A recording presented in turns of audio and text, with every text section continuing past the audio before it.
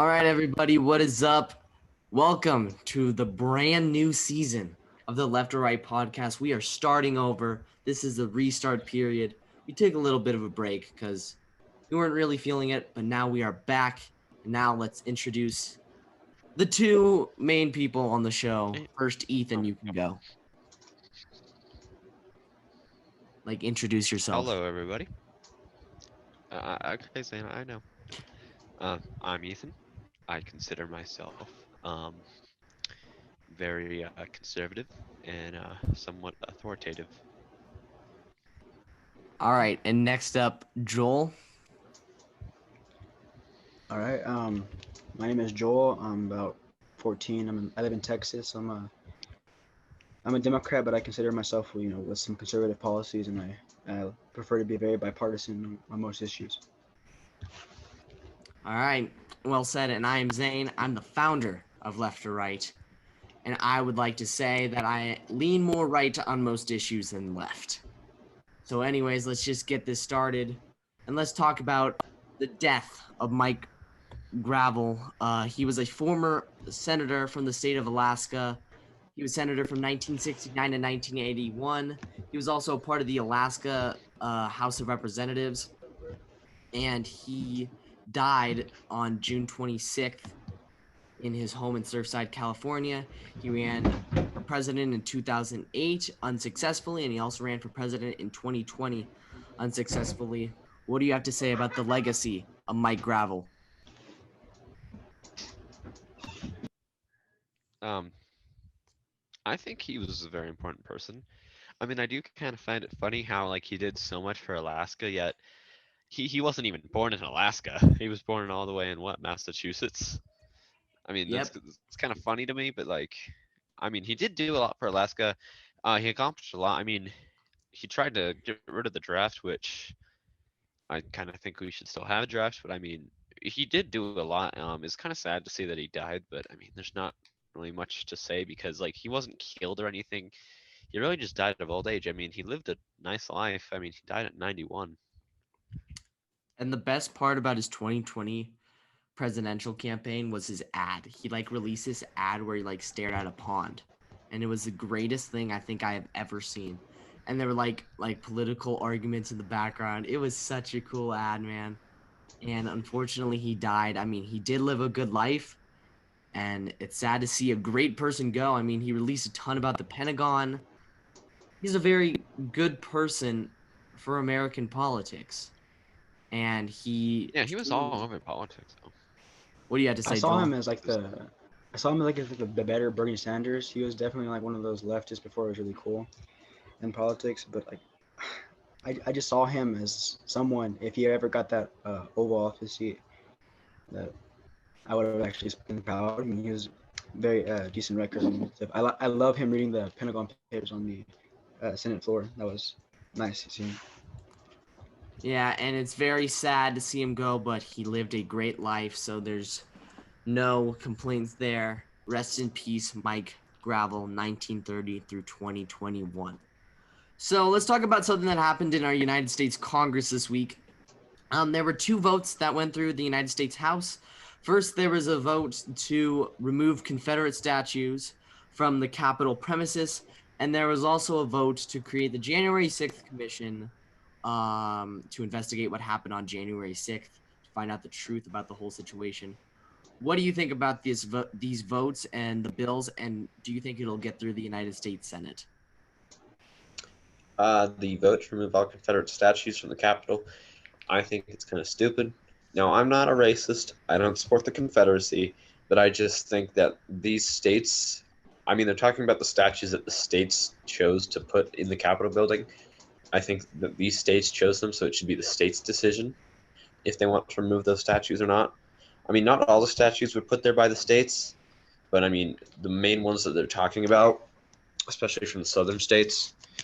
Now, I really don't think we should be getting rid of these statues because, they are important to our history. We need to remember these people, not because they're Confederates or anything. We just need to remember.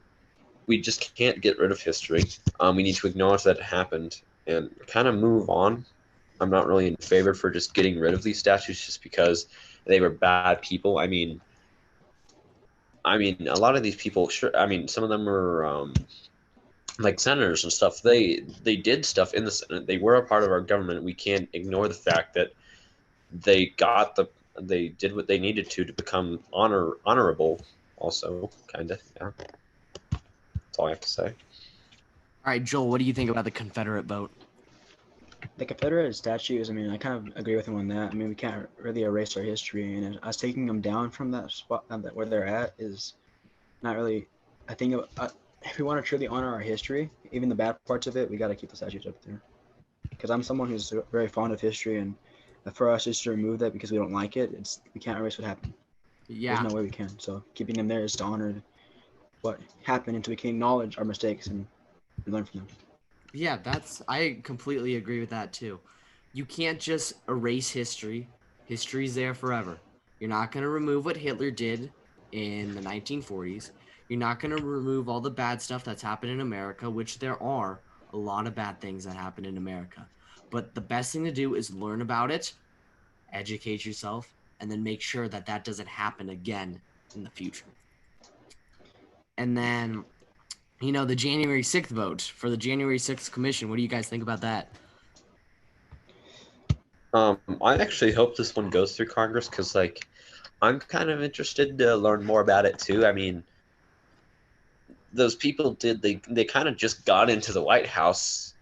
Like, I thought the White House was supposed to be like one of the most secure buildings ever. I thought there was supposed to be like a bunch of guards there. So Don't I you mean the guess the Capitol? guards. Don't you mean the Capitol? Oh, sorry. Not Yeah, the you're right. White The Capitol House. wasn't the White House. Yeah, no, it wasn't the White House. It was the Capitol building. Yeah, the Capitol building. It's supposed to be one of the most secure buildings out there. Yeah. So I guess the guards just let their guard down. I think So the I same thing kind of too, want to I know mean, what happened with the guard situation. I really hope it does go through because, I mean, this is like the second time I think they tried pushing it through. And I think a lot of people who are opposing it are a lot of people who played a big part in what happened that day. Well, what I don't understand is why really hope it Republicans goes would through. want to oppose it, because if they truly want to like make Trump supporters look good and prove that like a lot of people who didn't support Trump were a part of the Capitol invasion, you could say, why wouldn't you just want to investigate it, look at it, and like, you know, figure out the truth in the situation? Why wouldn't you want that? So I don't see this from the Republican point of view of why would you vote against it. I mean, there were Republicans who did vote for it. I think there were about like 10 maybe. I don't know. Maybe a little bit more. No, because I think it would have passed at 10. I think it was like less than 6 or so. No, it passed. It passed No, it the was 10. House. It passed the House. It went through the Which one? House. Yeah. Oh, Yeah. okay. Wasn't it a 22 to 190 vote? Yeah, I think so. I'm Yeah, it sorry. was 22 to I thought you were 190. talking about the Senate vote.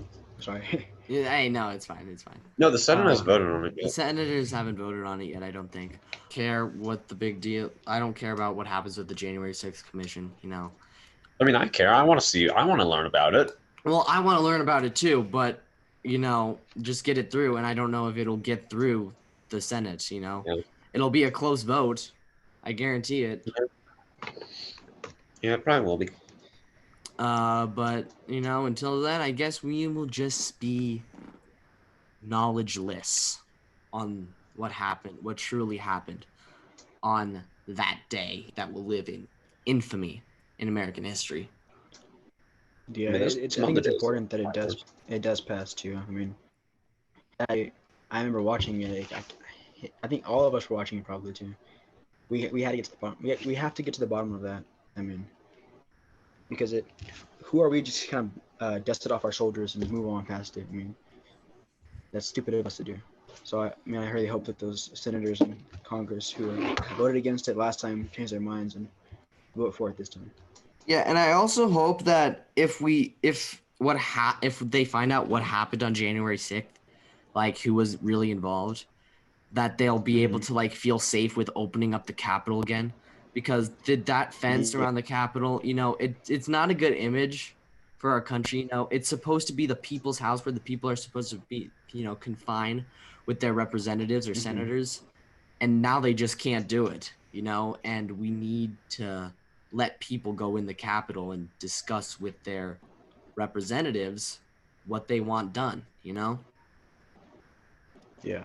And with that fence there, that can't really get done. But whatever. But now let's talk about some very tragic news that happened recently.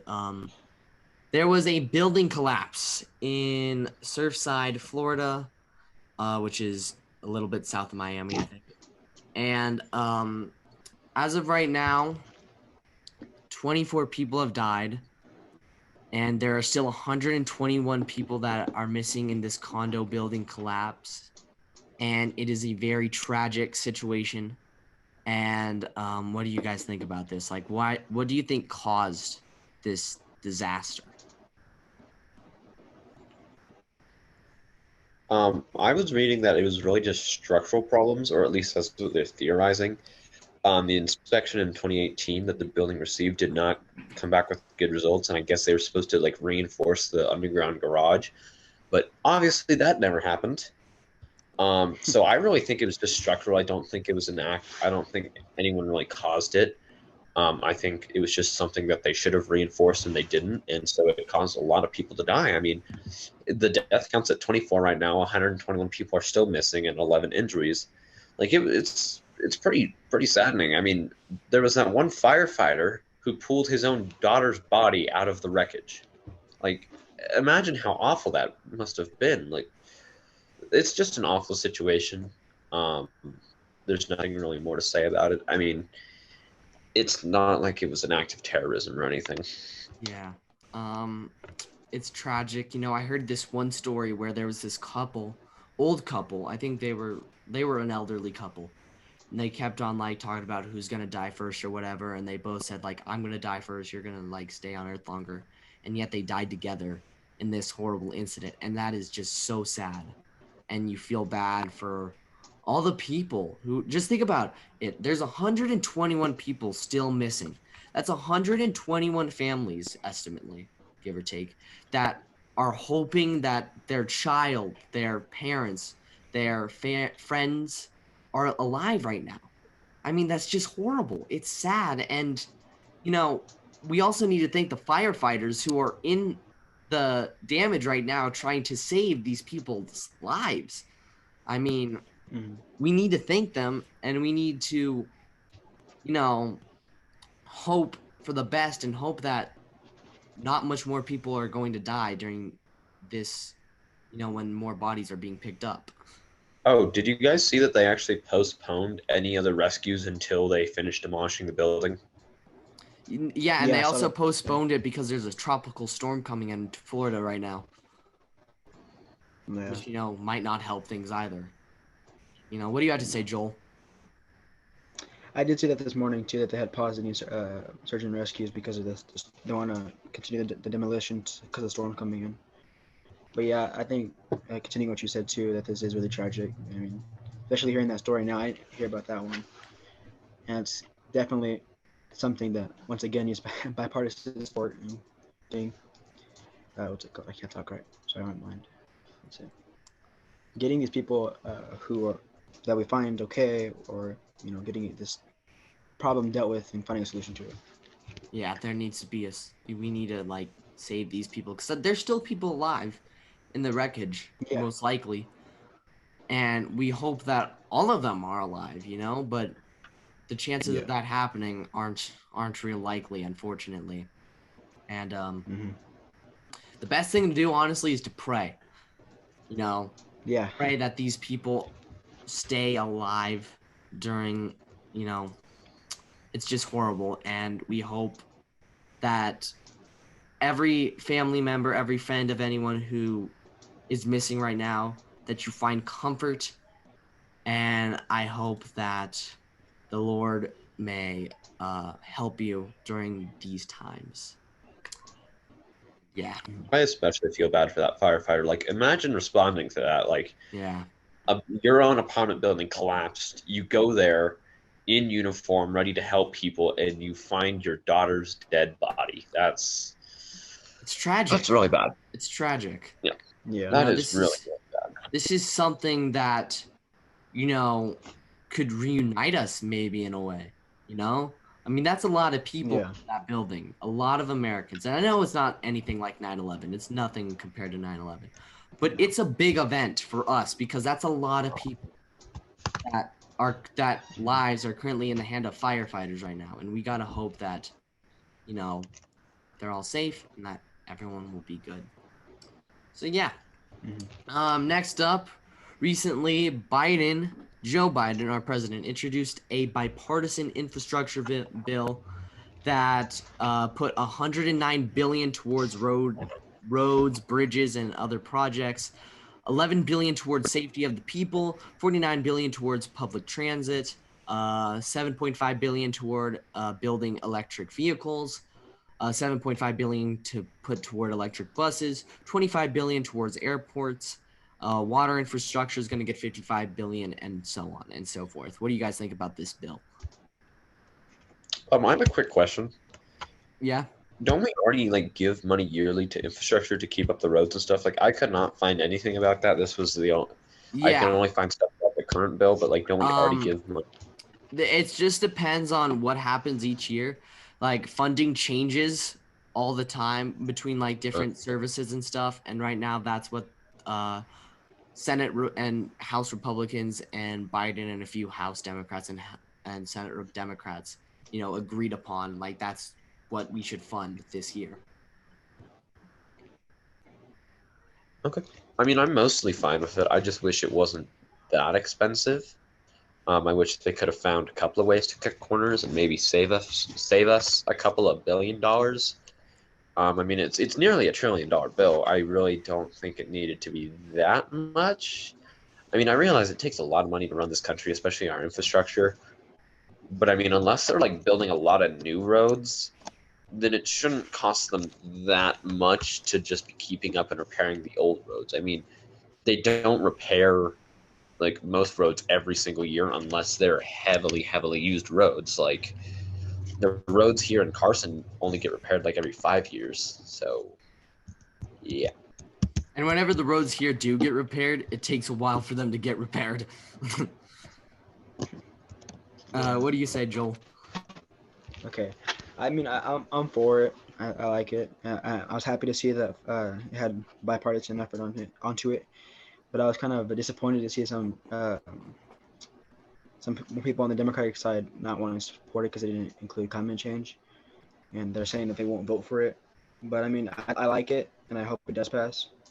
And I agree with is Ethan, I think, on the expensive part of it, but overall, I agree with the infrastructure bill, and I'm for it. Yeah, it's not that bad of a bill, and I mean, there's no real complaints from me. I'm glad to see that let's see, how do I say this? Our congressional body is actually working together, to, pass some budgeting bills, which is good, and it's good. And, as we move on to our next topic about Gavin Newsom, he's being recalled, and the date to vote either yes to recall Gavin Newsom or no to vote no to recalling Gavin Newsom is going to be on September 14th, 2024. Not really much to talk about there besides, do you think Newsom's going to get recalled or not? I really do. I mean, the fact that he's even going up for recall shows that he obviously pissed off some Democrats too. I mean, he is a Democrat governor, but like, he's just been doing Californians dirty. Like, he screwed over millions of them with his COVID stuff. I mean, a lot of people lost their businesses. A lot of people just lost their way of lives. And yes, it was partially due to COVID, but some of it was partially due to his awful policies. I mean, he was just not handling the COVID situation well. He did not do a good job as a governor. He really did not serve the people of California. He did not do them any justice. I definitely think he is going to get recalled. I definitely do. What about you, Joel? I think it can go either way. I mean, I've been looking at different polls and seeing that about 64%. I don't know when this poll came out. I saw it like 64% of Californians approve of him. And approved of him would vote no on the recall. But I mean, I think it can go either way. I think he can get recalled or he could stay in office. It depends because it's really unpredictable when it comes to governor races, especially if you're being recalled. I mean, I think Who was the last governor who got recalled in California? Was it Gary Davis? I think. Ray Davis, yeah. Gray Davis. I mean, I think it's very possible he could get recalled. I'm not saying if the chances are 0, but I'm saying it can go either way. I don't think it's a for sure yes or a no. He can get recalled. Personally, me, I'd like him to get recalled, but I really don't think the odds are in people who want to get rid of Newsom. I think the odds are in favor of Gavin Newsom. You know, things could change throughout this course. I mean, there's a long time until September 14th. And if he does get recalled, you know, there's a ton of good candidates on both sides of the aisle with Republican and Democrats, you know. You got the Democrat YouTubers running Kevin Paffrath. And, you know, he's a very likable person. And, you know, you got a few Republicans. You know, there's actually a ton of Republicans running for this race. And, you know, we got Democrats and Republicans coming together wanting Newsom gone. But, I mean, I don't know if they can pull it out. You know, people are rallying in public, you know, wanting to get rid of Newsom. You know, they want him gone. There's a ton of Californians that just want to move on from him and have new leadership. And you know what? It might happen. But chances are it's not going to happen in favor of not Gavin Newsom, in favor of the opposers of Gavin Newsom. For the most part. And now this is more of an opinion topic, as a lot of them are, but a lot of Americans, actually specifically 60% of Americans believe that the coronavirus was created in a Chinese lab and it leaked. 31% of people thought that it evolved from nature in China, and then there's a ton of other small ones with small percentages, but those are the two big ones. What do you guys think? Where do you think the origins of COVID-19 come from? Personally, I do think it started in a lab. I mean, China, based on what they've done, I mean, the whole Chinese government, they are not a very trustworthy group of people. I mean, considering what they've done in the past, and they're just very secretive about a lot of their stuff. I mean, they have a lot of projects going on. It wouldn't surprise me if it came from a lab. And also, looking at, like, it just came out of nowhere. Like, usually when you see something from nature, when you see something coming out of nature, you can usually tell, and it's not going to hit instantly. Like, it's not going to come out of nowhere. You can usually see it evolve. You can usually see it coming. You can usually prepare for that type of thing. It's not going to just hit it's not going to come instantly and just totally take over the entire world like this. This just seems like something. It doesn't seem like something natural. It really doesn't. It kind of just seems like it came out of nowhere. Now, I'm not saying they intentionally leaked it, but I do personally think that it did come from a lab. That's just what I believe. Joel, what do you say? I think the same thing too. I think it's very likely it came from a lab. He brought up an interesting point on how it just came out of nowhere. I think it's the same thing about with that too. I mean, I do think it came from a lab, but I'm open to the possibility that it could have came, naturally. But I do think it came from a lab because China is a very corrupt area. Yeah. I agree with that too. You know, you can never trust China. China is the most untrustworthy country, I think, besides North Korea and Russia. You know, they're all untrustworthy buddies, you know. And I wouldn't believe anything that comes out of that man Xi Jinping's mouth. And, you know, he said it wasn't created in a lab. Definitely was created in a lab, you know. Just trying to make China also look looking good. at Dr. Fauci's emails. I mean, it definitely came out of the lab. There's no doubt about it, in my mind, personally. It had to have come from a lab. It had to. Mm-hmm. I mean, we definitely have the technology to do it. I mean, we can make clones. We have been making clones. Actually, China's been making clones. Actually, we don't know if they've been making clones of humans, but like we have the technology to do all this crazy stuff. Like it's not out of the realm of possibilities. I mean, we've cured countless diseases. What's to say we can't make countless diseases? I mean, that's the other thing is like coronavirus. this is a new form of it. Like, apparently, like even looking on the back of your Febreze cans, it said coronavirus on it, but that wasn't the new coronavirus. So like coronavirus has obviously been around for a long time, but it's this new one that we were all worried about. And it's just odd that we never saw coronavirus mutating. We never cared about coronavirus until COVID-19 hit. And it's just so weird that it just came out of nowhere. I really, Yeah. it just doesn't seem natural. Yeah. All right. Is that it with everyone? Is that it for what everyone has to say? Yeah. All right. Well, that is where we conclude our episode. As you know, today is the 4th of July. We're not filming this on the 4th of July, but today is the 4th of July.